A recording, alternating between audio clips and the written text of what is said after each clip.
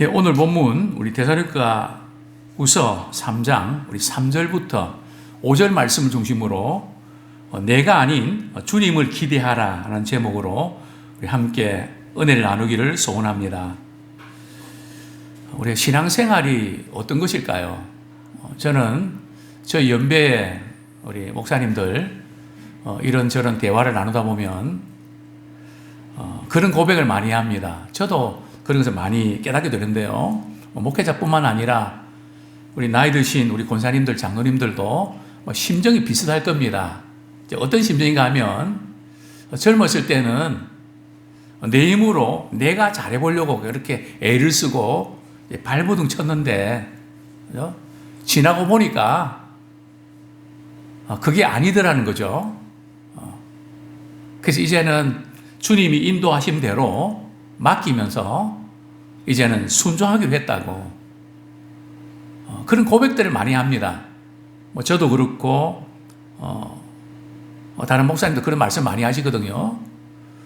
그래서 이제 좀 철이 들라 그러니까 이제 모든 걸 이렇게 내려놓아야 된다 이런 말씀 많이 하는데요. 우리 신앙생활을 할 때 강한 사람이 잘할까요? 약한 사람이 잘할까요? 많이 배운 사람이 잘할까요? 많이 배우지 못한 사람이 잘할까요? 좋은 환경에 있는 사람이 신앙생활을 잘할까요? 환경이 조금 힘든 분들이 신앙생활을 잘할까요? 물론 답은 없는데요. 저 주변에 좀 있는 분들은 제가 그렇다는 이야기는 아니고요. 비교적 좀 똑똑하고 또 좀 기대가 많이 되고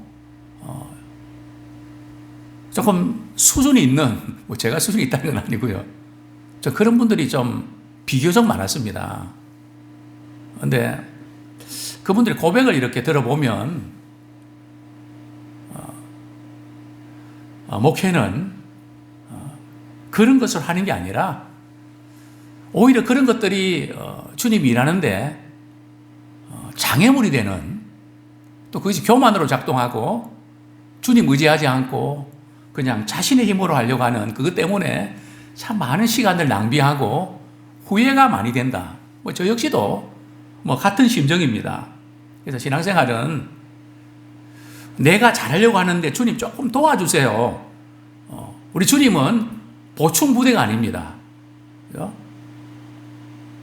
내가 좀 하는데 주님 도와주시면 좋고요. 안 도와주시면요, 제가 알아서 할게요. 이런 게 아니라는 거죠. 신앙의 성숙은 바로 여기 있습니다. 주님, 내가 아닌 주님만을 기대합니다. 정말 주님이 도와주지 아니하시면 저는 아무것도 할 수 없습니다. 온전히 주님께 붙잡힌 바 되는 그런 믿음의 사람 되기를 소원합니다. 데살로니가 후서 3장 우리 1절 2절 보면 바울은 선교사로서 또 목회자로서 데살로니가 교인들을 위해서 교인들에게 겸손하게 기도를 부탁합니다. 그 기도의 제목이 뭘까요? 두 가지인데요. 첫 번째는 주의 말씀이 다름질하게 하라. 주의 말씀이 일하게 하라. 복음 전파를 통해서 많은 사람이 구원받을 수 있도록 우리를 위해서 기도해 주십시오. 자, 두 번째 기도는 뭡니까?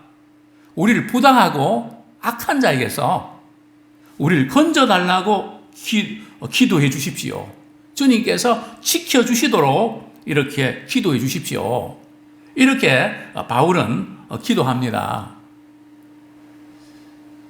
그런데 분명한 것은 우리 신자들의 배후에는 말이죠. 또 복음을 전하는 배후에는 누가 계십니까? 주님이 곁에 계십니다. 이걸 놓치시면 안 돼요.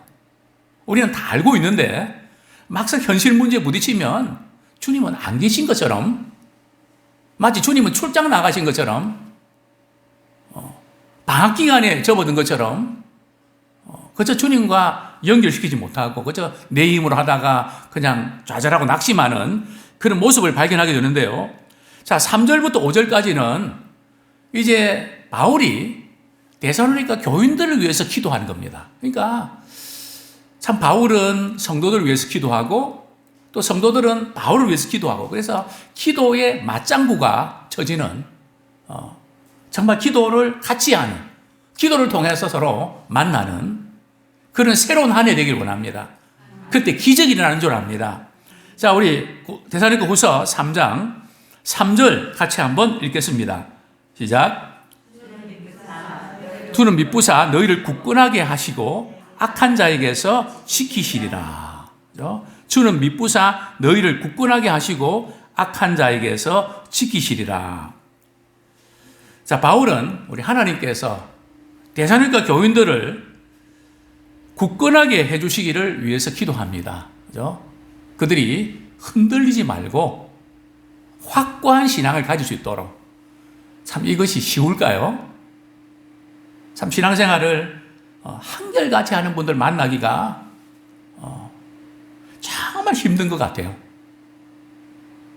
우여곡절이 많고 그죠? 슬럼프도 있고 좌절할 때도 있고 근데 그럼에도 불구하고 말이죠. 변함없이 아마 우리 주님은 그거 보시는 것 같아요. 우리 하나님은 변함이 없으신 분이시거든요. 비가 오나 눈이 오나 이 세상에서 어떤 일이 일어나거나 관계없이 그저 해를 비춰주신 것처럼 비를 내려주신 것처럼 악한 자에게도 또 선한 자에게도 동일하게 은총 베풀어 주십니다. 그래서 참 변함이 없이 사랑해 주시는 그 덕분에 우리가 여기까지 올 수 있었습니다. 그래서 바울은 데살로니가 교인들을 위해서 이제 기도할 때에 그들이 견고하고 흔들리지 않도록 붙잡아 주십시오. 그리고 두 번째는 뭡니까? 악한 자에게서 건져 지켜 주십시오. 우리가 신앙생활 할 때 배후에 우리를 공격하고 무너뜨리고 낙심하게 만들고 그래서 우리는 내 자신이 안 되면 화가 나거든요.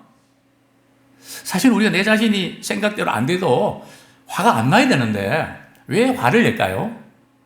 자존심이 상하고 내가 이것밖에 안 되나 하는 생각 때문에 그렇죠. 그러나 우리 신앙인들은 내가 원하는 대로 안 돼도 주님이 나를 통해서 계획을 갖고 계시기 때문에 그분이 합력해서 선을 이루시기 때문에 우리는 낙심하지 않고 소망 가운데 나갑니다. 오늘도 이렇게 어떤 분과 대화하면서 목회하면서 많이 힘든 그런 시간들, 아픔들 제가 그 이야기 들으면서 저도 울 뻔한 얼마나 힘드셨을까. 그러면서 그런 말씀을 하세요. 제가 이 과정을 통해서 많은 것을 배우고 깨닫게 됐습니다. 또 내려놓게 되고 주님의 이 인도하심의 안에 내 자신을 맡기니까 그렇게 마음이 평안할 수 없습니다. 그런 고백을 하셨는데요. 그렇습니다. 정말 우리가 이 세상 살아가면서 여러 가지 우리 배후에서 우리를 공격하고 힘들게 하고 그래서 낙심하게 되고 그래서 우리가 내가 이렇게까지 했는데 어떻게 이럴 수 있는가 그 생각에 너무 오래 머물지 마십시오. 하나님은 그 모든 걸 통해서도 우리를 깨닫게 하시고 주님이 일하십니다. 그렇죠? 주님이 곁에 계셔서 우리에게 선을 이루도록 그분은 실수하지 않으신 분이십니다. 그래서 배후에 우리 신실하신 주님이 계십니다. 오늘 보면은 주님은 미쁘사. 그러니까 미쁘다는 뜻이 뭘까요? 그 신실하다는 뜻이거든. 신실하다는 의미입니다. 정말 주님이 신실하시기 때문에 우리는 낙심하고 좌절을 하는 부분 때가 있지만 그래도 우리는 일어서는 겁니다. 오뚜기처럼 말이죠. 넘어졌다가 또 일어서는 거죠. 가는 우리가 이렇게 목회를 하고 신앙생활 할 때에 또 우리가 기도한 사람들이 좀 이렇게 변화가 있고 또 응답을 받고 이러면 힘이 나는데 그렇지 못하면 그만 힘이 빠지고 낙심도 되고 납니다. 사람이기 때문에 그렇죠.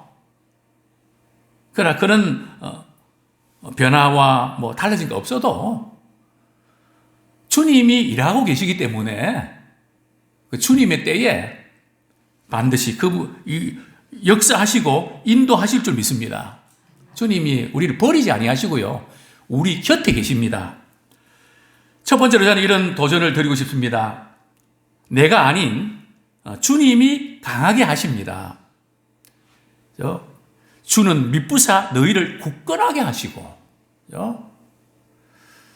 참 우리는 강해지고 싶지만 약해질 때가 많이 있는데요. 약해지고 싶은 사람이 어디 있을까요? 그러나 자기 자신도 모르게 자꾸 약해지는데요. 바울은 고린도 교인들에게 자신이 약해질 때에 거기서 머물지 말도록 권면하고 있습니다. 어떤 사람들은 내가 이것밖에 안 되나 그러면 자꾸 약하다는 것 때문에 말이죠. 더 약해진단 말이죠. 그 약하면 그냥 빠져버립니다. 우리 고린도후서 13장 보겠습니다.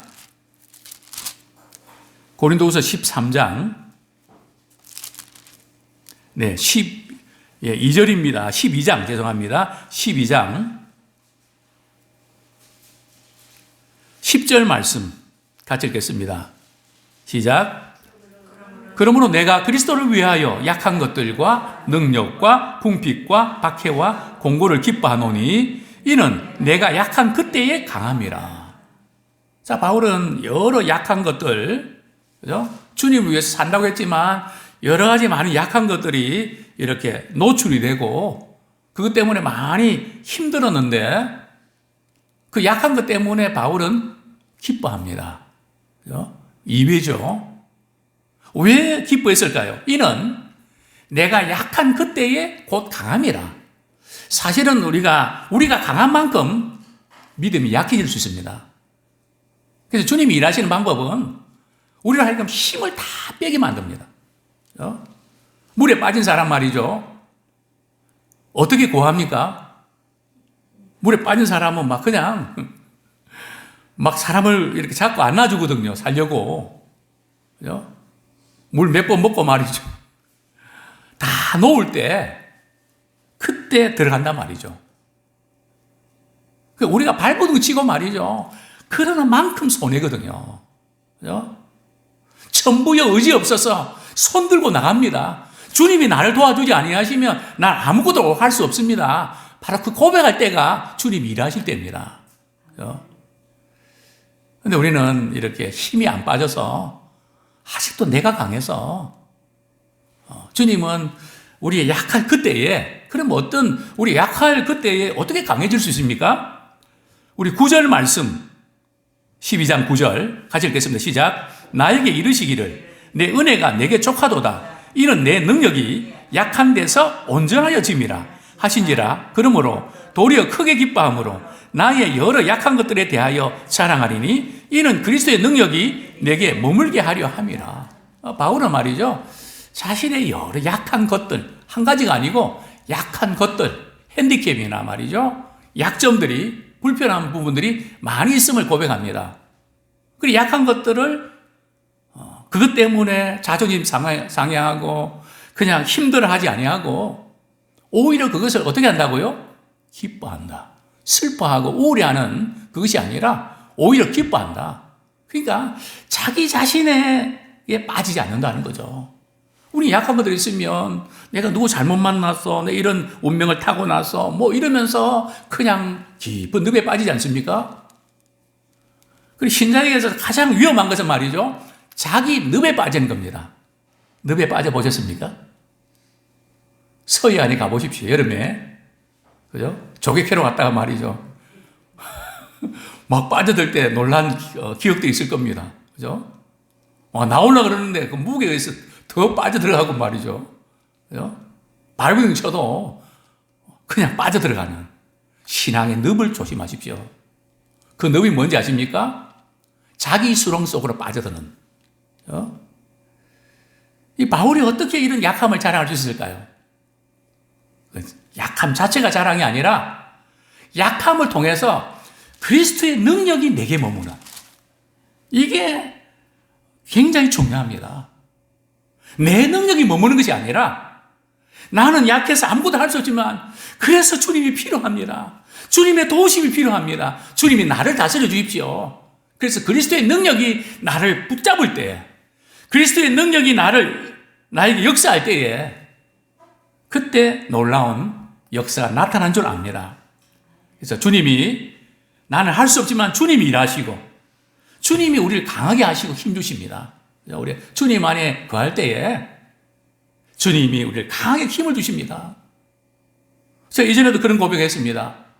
여러분은 힘이 빠질 때 어떻게 합니까? 옛날에는 제가 바카스를 3병 마셨습니다.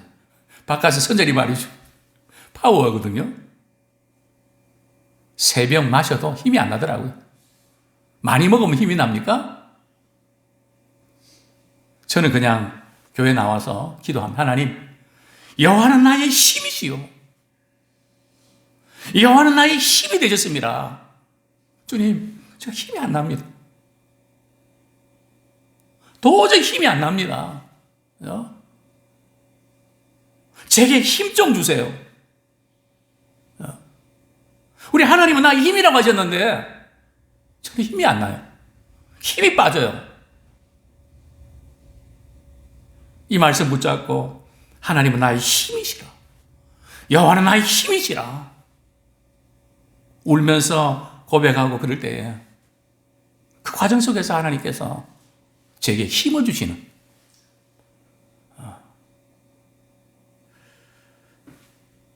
하나님은 나의 의지시라. 제가 몸이 아프고 훈련받으면서 힘들 때 시편 그 쪽복음 이렇게 왼쪽에 말이죠, 포켓 이게 성경 꽂고 어릴 때마다, 결릴 때마다 저는 이렇게 외치면서 걸었습니다. 여호와께서 나의 의지가 되셨도다. 여호와께서 나의 의지가 되셨도다. 하나님, 저는 포기하고 싶고 이제 그만할래요. 못하겠어요. 훈련 받는데 말이 몸이 너무 힘들어서 수술해서 막 결리고 그래서 말이죠. 그냥 사병으로 가고 장교 훈련 못하겠어요. 그때마다 저는 외쳤던 말씀이 여호와께서 나의 의지가 되셨도다. 저는 그때 하나님 말씀이 능력인 것을 깨달았습니다. 말씀을 여러 번 선포하고 그 말씀을 내 마음에 이렇게 선포할 때 참 하나님께서 나의 힘이 되시고 의지가 되어 주십니다. 또 주님은 어떤 분이실까요? 데살로니가 전서 5장 24절 한번 시작하고 네가 알아서 해라 그렇게 손을 떼는 분이실까요? 데살로니가 전서 5장 24절 우리 같이 한번 읽겠습니다. 시작. 너희를 부르시는 이는 미쁘시니 그가 또한 이루시리라. 하나님이 우리를 부르신 줄 믿습니다. 그리고 일하게 하셨습니다. 우리는 한계에 부딪히기도 하고 어떻게 할 수 있을까? 좌절하고 낙심해서 그냥 패배의식에 사잡혀 있습니다. 그러나 우리를 부르신 그분이 우리를 미쁘시기 때문에 그분이 이루십니다.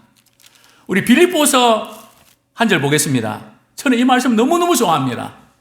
나는 여기까지입니다. 도저히 더 이상은 할 수 없습니다. 이렇게 낙심될 때에 저는 이 말씀을 붙잡고 일어납니다. 빌립보서 1장 6절 말씀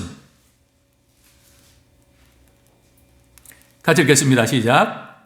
너희 안에서 착한 일을 시작하신 이가 그리스도 예수의 날까지 이루실 줄을 우리가 확신하노라.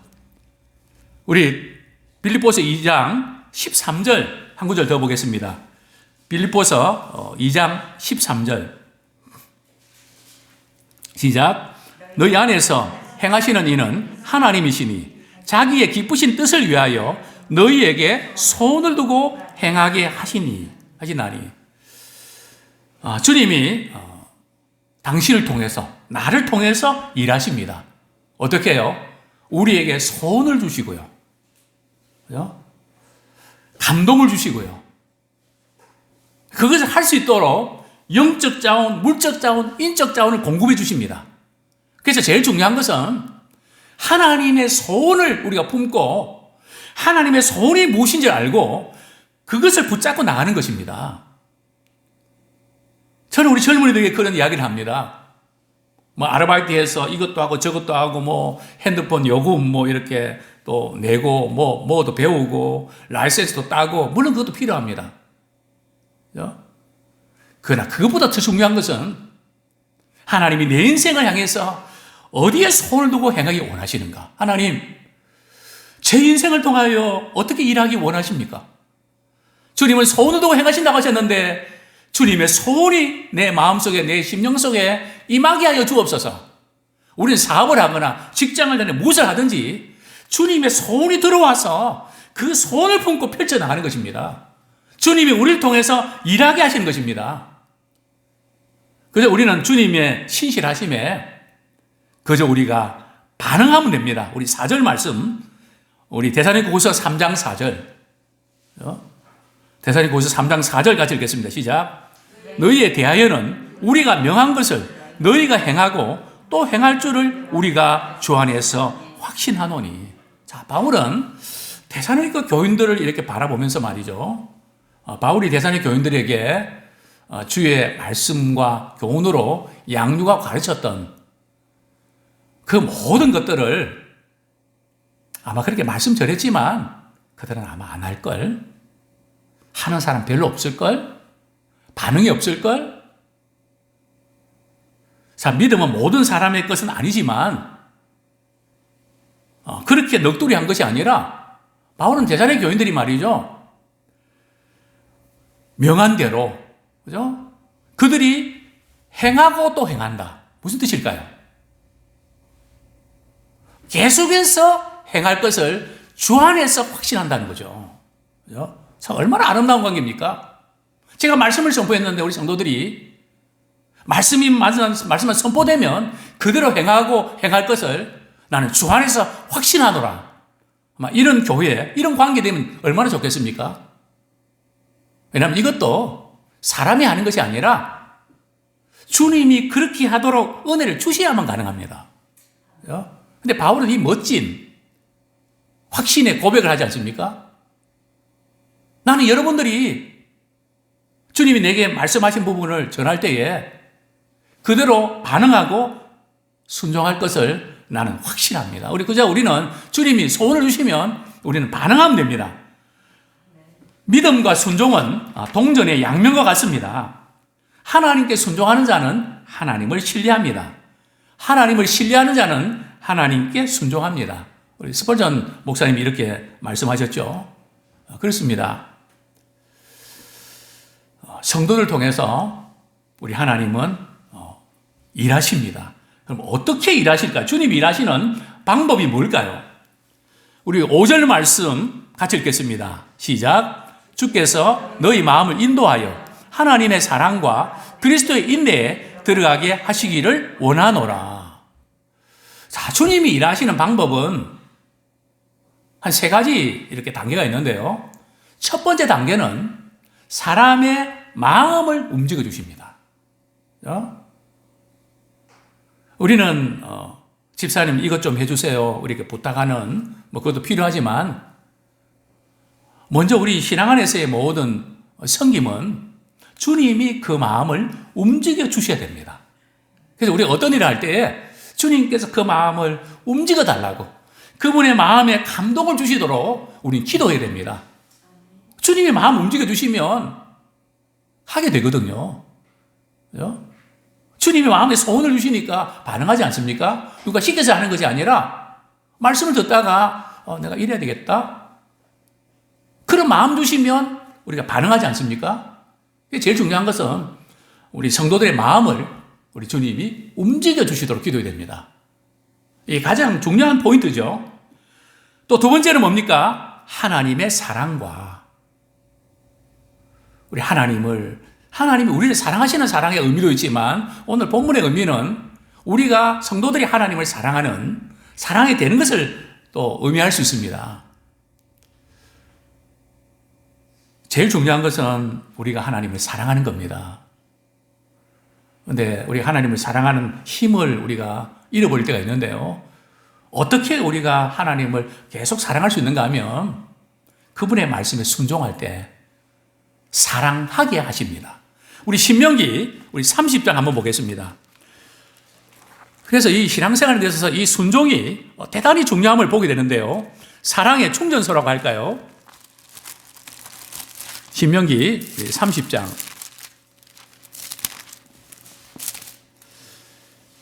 같이 한번 읽겠습니다. 30장 6절 시작. 내 하나님 여호와께서 내 마음과 내 자손의 마음에 할 일을 베푸사 너로 마음을 다하며 뜻을 다하며 내 하나님 여호와를 사랑하게 하사 너로 생명을 얻게 하실 것이며, 이 지금 6절에 있는 말씀이 우리 2절 말씀과 쭉 연결되어 있는 본문인데 같이 읽겠습니다. 시작. 2절 30장 2절 시작. 너와 내 자손이 내 하나님 여호와께로 돌아와 내가 오늘 내게 명령한 것을 온전히 따라 마음을 다하고 뜻을 다하여 여호와의 말씀을 청종하면, 이게 연결되어 있습니다. 즉 순종하면 하나님을 사랑하게 하사 사랑할 수 있는, 사랑하게 만들어진다는 거죠. 그리고 힘을 얻게 되고요. 그죠? 그래서 이게 지금 우리의 신앙생활의 문제점은 언제부터인가 순종보다는 내 생각과 내 경험과 그것이 앞섰던, 처음엔 안 그랬는데 이제 우리 남은 우리 생애도 주님 말씀하시면 그대로 반응하는 그런 우리가 되기 원합니다. 또 끝으로 그리스도의 인내를 갖게 해달라고 기도합니다. 핍박 가운데 참는데 한계 느끼고 정말 주님이 십자가 주실 때에 끝까지 견디셨던, 낙심하지 않고 포기하지 않고 끝까지 인내하는 신앙생활은 도저히 못 참겠다 그럴 때에 길이 참는 것입니다. 그래서 이제는 우리 자신의 어떤 의지가 아니라 주님 주신 은혜 안에서 어려운 상황들을 믿음으로 잘 인내하면서 끝까지 견딜 때에 주시는 그 복을 누리기를 원합니다. 우리가 이렇게 결단하면 좋겠습니다. 내가 아닌 주님만을 기대하십시다. 나를 부르신 주님이 이루어 가십니다. 마음을 움직여 주셔서 하나님의 사랑과 그리스도의 인내에 이르게 하십니다. 오늘 우리 기도 제목 같이 읽고 기도하겠습니다. 시작. 주님이 아닌 내 힘으로 하려고 했던 죄를 회개합니다. 신실하신 주님을 신뢰하지 못함을 회개합니다. 주님의 말씀대로 계속 순종하지 못함을 회개합니다. 생명의 길에서 기쁨이 충만하게 하소서. 1월 16일부터 19일 중고등부 수련을 위해서 기도합니다.